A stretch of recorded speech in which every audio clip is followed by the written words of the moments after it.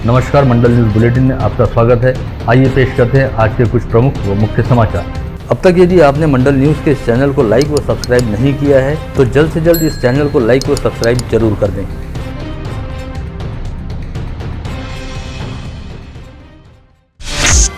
राज्य में शिंदे फडणवीस सरकार के सत्ता में आने के पश्चात सरपंच व नगराध्यक्ष पद के चुनाव सीधे जनता द्वारा कराए जा रहे हैं। इसी तर्ज पर महापौर पद का चुनाव भी करवाए जाने के सकारात्मक संकेत हैं। साथ ही महापौर पद की कालावधि 2.5 वर्ष की बजाय 5 वर्ष किए जाने की संभावना है। भारत के नियंत्रक व महालेखापाल यानी कैग ने राज्य सरकार से इस आशय की सिफारिश की है, जिस पर उचित निर्णय लेने की बात मुख्यमंत्री एकनाथ शिंदे द्वारा विधानसभा की शीतसत्र के दौरान कही गई। छात्रावास में प्रवेश नहीं मिलने वाले ओबीसी समाज के विद्यार्थियों को भोजन, निवास और शैक्षणिक सुविधाओं के लिए सालाना 21,600 रुपए दिए जाएंगे और यह रकम सीधे उनके बैंक खाते में डाली जाएगी। इस आशय की घोषणा मुख्यमंत्री देवेंद्र फडणवीस द्वारा विधानसभा में की गई। साथ ही ओबीसी विद्यार्थियों के कल्याण की कई योजनाएं भी आज विधानसभा शीत सत्र के दौरान घोषित की गई। विधायक रवि राणा ने आज विधानसभा में अंतिम सप्ताह प्रस्ताव पर हुई चर्चा के दौरान विपक्ष को जमकर आड़े हाथ लेते हुए कहा कि 33 महीने राज्य की सत्ता में रहकर राज्य का सत्यानाश करने वाले और घर में बैठकर सरकार चलाने वाले तत्कालीन मुख्यमंत्री उद्धव ठाकरे तथा महाविकास आघाड़ी के नेताओं ने अपने पाप को छुपाने के लिए शिंदे फडणवीस सरकार पर बेवजह के आरोप नहीं लगाने चाहिए, क्योंकि राज्य में हुए सत्ता परिवर्तन के बाद मुख्यमंत्री एकनाथ शिंदे व उप मुख्यमंत्री देवेंद्र फडणवीस के कार्यकाल में राज्य एक बार फिर विकास के पथ पर आगे बढ़ रहा है। दूर झालेल्या संकटाचा विषय मी काळात अध्यक्ष महोदय, या महाराष्ट्रामध्ये 33 महिन्याच्या सरकारमध्ये एक मुख्यमंत्री म्हणून महाराष्ट्रावर आलेलं संकट, ज्या महाराष्ट्राच्या कानाकोपऱ्यामध्ये शेतकऱ्याच्या बांधापर्यंत, शेतकऱ्यांच्या घरापर्यंत जाण्याचा जरी शब्द दिला होता, तो माणूस अध्यक्ष महोदय त्या ठिकाणून 33 मध्ये घराच्या बाहेर निघाले नाही। शेतकऱ्याचा बांध वाहून गेला, घर वाहून गेले, जमीन वाहून गेली, शेतकरी वाहून गेला, पण मुख्यमंत्री घराच्या बाहेर निघाले नाही। अशा परिस्थितीमध्ये बेवार सोडून स्वतःचा परिवार, माझा परिवार आणि माझे कुटुंब, माझी कुटुंब माझी जबाबदारी, अरे माझे कुटुंब माझी जबाबदारी मनाच्या आधी माझा महाराष्ट्र माझी जबाबदारी तुम्ही कधी म्हणणार होते? अचलपुर निर्वाचन क्षेत्र के विधायक बच्चू कडू ने गत रोज नागपुर शीत सत्र के दौरान विधानसभा में अचलपुर की बंद पड़ी फिनले मिल का मुद्दा उठाते हुए कहा कि विगत 28 माह से अचलपुर की फिनले मिल बंद पड़ी है, जिसके कारण मिल में काम करने वाले 850 कामगारों व उनके परिजनों को भूखमरी का सामना करना पड़ रहा है। ऐसे में यदि केंद्र सरकार इस मिल को बंद करना चाह रही है तो राज्य सरकार ने इसे अपने कब्जे में लेकर चलाना चाहिए या फिर इसे चलाने हेतु बीओटी तत्व पर देना चाहिए। अमरावती व नासिक पदवीधर निर्वाचन क्षेत्र तथा नागपुर, औरंगाबाद व कोंकण शिक्षक निर्वाचन क्षेत्र से विधान परिषद की 5 सीटों के लिए आगामी 30 जनवरी को मतदान कराया जाएगा। साथ ही 2 फरवरी को मतगणना करते हुए चुनावी नतीजे घोषित किए जाएंगे। इस चुनाव के लिए आगामी 5 जनवरी को चुनावी अधिसूचना जारी होगी। वहीं निर्वाचन आयोग द्वारा घोषित निर्णय अनुसार 12 जनवरी तक उम्मीदवारों द्वारा अपने नामांकन दाखिल किए जा सकेंगे। ऐसे में नए साल के पहले माह दौरान ही 5 संभागों में राजनीतिक सरगर्मियां दिखाई देंगी। शहर पुलिस के नए पुलिस आयुक्त नवीन चंद्र रेड्डी ने आज मंडल न्यूज के साथ विशेष तौर पर बातचीत करते हुए कहा कि अमरावती में अपराधों व अपराधियों पर नियंत्रण पाने के मकसद से पुलिस आयुक्तालय की स्थापना हुई थी, इसलिए सबसे पहले हर तरह के अपराधों की रोकथाम उनकी पहली प्राथमिकता रहेगी। साथ ही कानून व व्यवस्था बनाए रखने के लिए सभी तरह के उचित कदम उठाए जाएंगे। हर तरह के पर्व एवं त्योहार पुलिस की निगरानी में शांति से मनाए जाएंगे। इस समय पुलिस आयुक्त नवीन चंद्र रेड्डी ने कहा कि अमरावती में अपराध का पैटर्न कुछ अलग है, ऐसे में वे यहाँ के पैटर्न के हिसाब से ही अपराधों पर नियंत्रण पाने हेतु आवश्यक कदम उठाएंगे। उन्होंने अमरावती आने के बाद महकमे से जो ब्यौरा हासिल किया है उसके अनुसार अमरावती महानगर में बॉडी ऑफेंसेस काफी अधिक हैं। यहाँ पर चाकू छुरे चलाना, मारपीट करना व हमला करना जैसे अपराध बड़े पैमाने पर घटित होते हैं। कुछ विशेष क्षेत्रों में तो यह आम बात है, इसलिए वे अपने अंदाज में ऐसी घटनाओं पर रोक लगाने का प्रयास करेंगे। टॉप 20 क्रिमिनल्स का चेकिंग करना है और क्रिमिनल्स को लाके उनको वार्निंग देना है, उनकी डोजियर भरना है, उनके ऊपर कार्रवाई करते रहना चाहिए, मतलब उन पर नजर रखना चाहिए।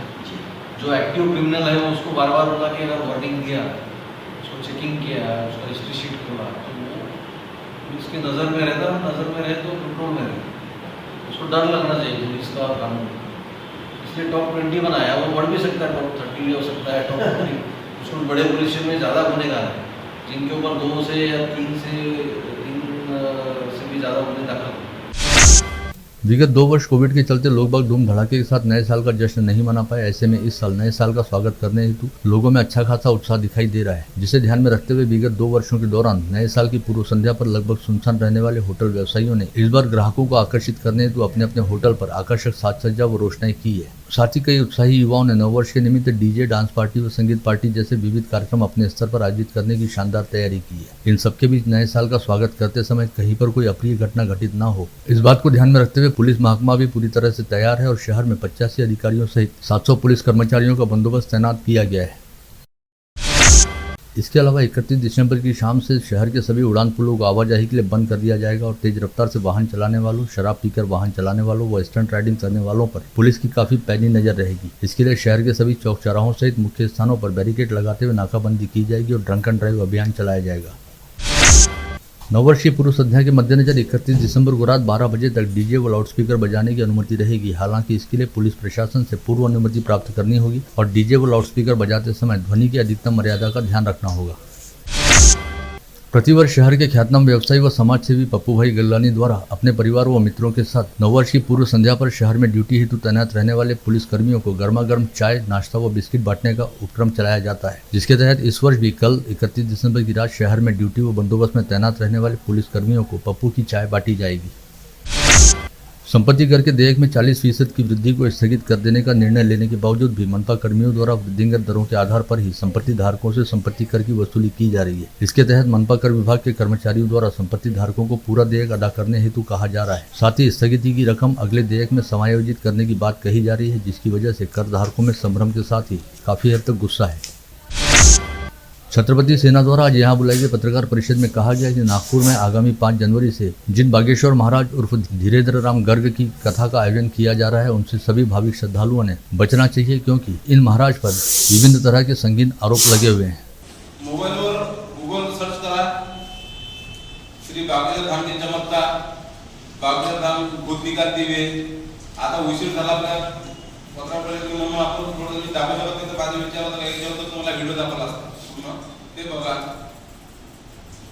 मग तुम्हाला लक्षात येईल का नाही खरोखर महाराज सत्य सांगते की चुकीचं सांगते, तुमच्या लक्षात येईल। पूर्व विधायकों व नगर सेवकों का समावेश रहने वाली नागरिक सुरक्षा कृति समिति के बैनर तले जुटे महाविकास आघाड़ी के नेताओं ने आज निगमायुक्त प्रवीण आष्टीकर को निवेदन सौंपते हुए नवाते प्लॉट के मल्टीप्लेक्स की निविदा मनपा द्वारा दोबारा जारी होने के बाद उसकी प्री बिड मीटिंग से पहले इसका विरोध करते हुए संबंधित प्लॉट पर जीवनावश्यक व उपयोगी वस्तुओं का मार्केट बनाने की मांग की। आणि 100% मिडिल क्लास आणि स्लम एरिया आहे, झोपडपट्टी एरिया आहे तिथे कुणी। आणि त्या रस्त्यावर काय झालं साहेब, आता हे जे प्रोजेक्ट मल्टीप्लेक्स 18 वर्ष आधीच आहे आणि आता मल्टीप्लेक्स हे देशातून बंद झाले, म्हणजे त्याच्यात खेड रस्ते जास्त आहे आणि तिथे म्हणजे काय 4-5 मॉल ऑलरेडी झालेले आहेत आणि त्या भागामध्ये कसं सर्व मध्यमवर्गीय असल्यामुळे मल्टीप्लेक्स मॉलमध्ये जाणारे तिथे लोकॅलिटी नाही आहे, कारण की त्यांना त्या वस्तू खरेदणं काही त्यांना शक्य नाही आहे। म्हणून आम्ही तुम्हाला एक आयुक्त म्हणून निवेदन द्यासाठी आलो किंवा तिथं जर समजून घ्या बाजारपेठ उघडलं, एका छत खाली जर तिथं सब्जी मंडी, धान्य, शिक्षणाला शालेय शिक्षणाला लागणाऱ्या वस्तू आणि समजून घ्या म्हणजे आपल्या देवाच्या जे पूजेचं सामान आहे ते साहित्य सामग्री एकाच छत खाली जर भेटलं तिथं, तर कसं आहे की त्या मॉलचा तिथच्या लोकांना फायदा होईल।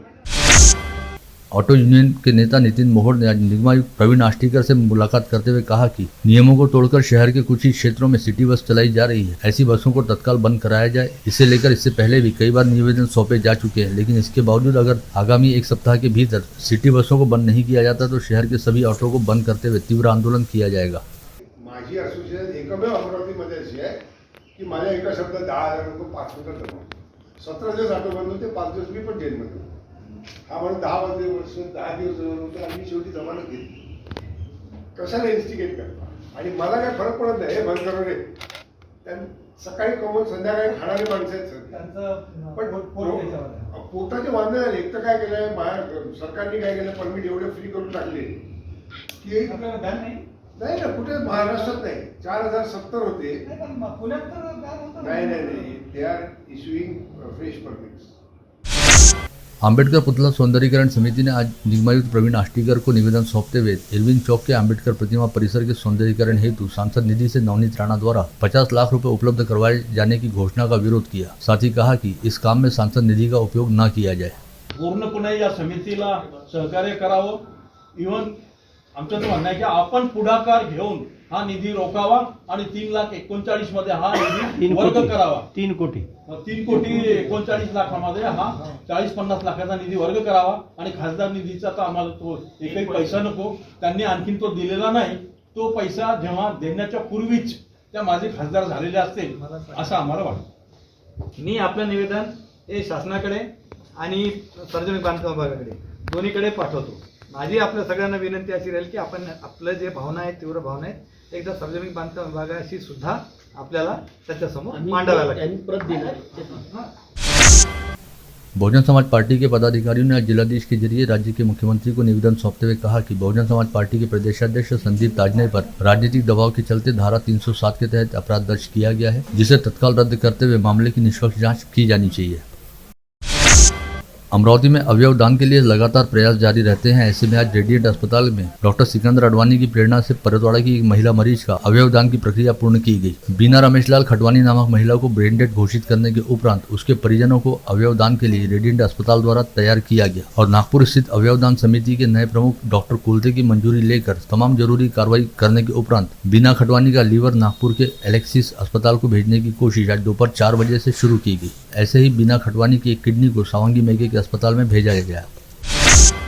शहर के ख्यातनाम ENT specialist doctor MM Patil व डॉक्टर क्षितिज पाटिल द्वारा आज यहाँ बुलाई गई पत्रकार परिषद में बताया गया है कि आज उनके अस्पताल में मुंबई के ख्यातनाम cochlear implant surgeon doctor Minesh Juvekar ने 2 जन्मजात कर्णबधिर बच्चों की कॉकलियर इम्प्लांट शल्यक्रिया सफलतापूर्वक की। इस शल्यक्रिया के लिए करीब 8 से 10 लाख रुपए का खर्च आता है, लेकिन Radha Mohan Mehrotra medical relief trust की ओर से दोनों शल्यक्रियाएं पूरी तरह से निःशुल्क तौर पर की गई हैं।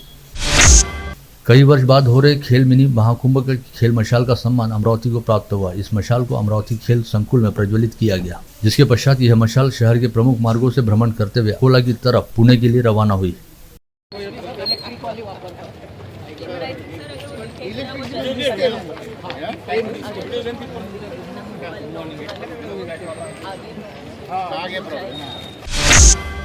एकवीरा मंदिर के पीछे प्रांगण में बनाए गए भव्य पंडाल में मंगला श्री जी की नवान पारायण राम कथा का आयोजन चल रहा है। वहीं यहां पर रविवार को अलका श्री जी द्वारा सुंदरकांड का संगीतमय आयोजन होना है। इसी कड़ी में बालाजी प्लॉट में अवधेशानंद महाराज के मुखारविंद से भगवत कथा का प्रवचन हो रहा है। ये तमाम आयोजन संत सीताराम दास बाबा की पुण्यतिथि महोत्सव के उपलक्ष्य में आयोजित किए गए हैं।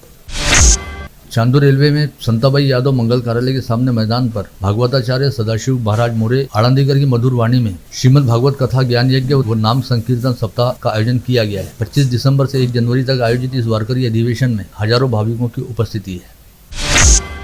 कल 31 दिसंबर को रात 8 बजे से रैली प्लॉट स्थित सतीधाम मंदिर में 9 वर्ष की पूर्व संध्या पर भजन संध्या का आयोजन किया गया है, जिसमें कोलकाता निवासी जस गायक विवेक शर्मा और निर्मल म्यूजिकल ग्रुप द्वारा प्रस्तुति दी जाएगी।